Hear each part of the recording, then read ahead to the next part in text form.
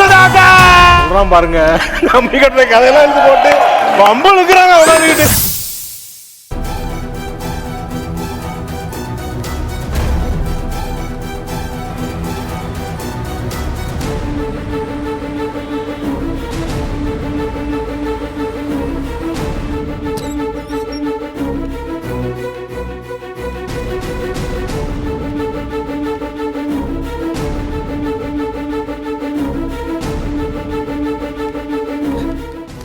ஒரு நிமிஷம்.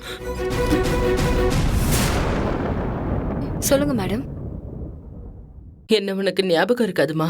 யார் இவங்க? ஞாபகம் இருக்கான்னு கேக்குறாங்க. நீ என்ன மறந்திருக்க வாய்ப்பு இருக்கு. ஆனா நீ யாருன்னு எனக்கு நல்லாவே ஞாபகம் இருக்குமா?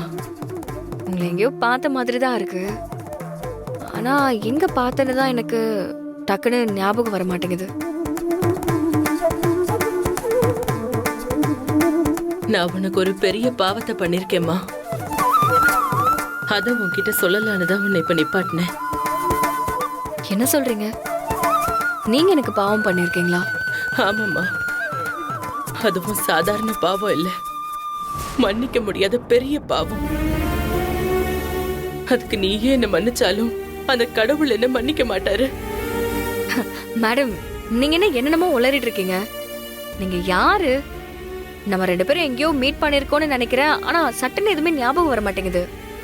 அப்புறம் எப்படி நீங்க போய் எனக்கு பாவம் பண்ணிருக்க முடியும்? எனக்கு புரியல.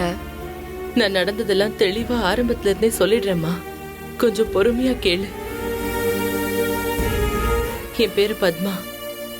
தேனி கவர்மெண்ட் ஆஸ்பத்திரியில 7 வருஷத்துக்கு முன்னாடி நர்ஸா வேலை பார்த்தேன். நான் இந்த உண்மையை சொன்னதுக்கு அப்புறம் நீ என்ன செருப்பால அடிச்சாலும் சரி, கழுத்தை நெரிச்சு கொன்னே போட்டாலும் சரி, அத நான் சந்தோஷமா ஏத்துப்பேன்.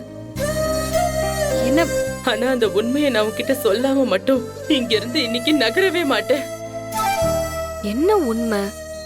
எனக்கு ஒண்ணுமே புரியல. நீங்க சொல்ல வரத கொஞ்சம் தெளிவா சொல்லுங்களேன் ப்ளீஸ். 7 வருஷத்துக்கு முன்னாடி நீயும் ஒரு 2 ஆண் குழந்தைங்களும் ஒரு ஆக்சிடென்ட்ல சிக்குனீங்களே, ஞாபகம் இருக்கா?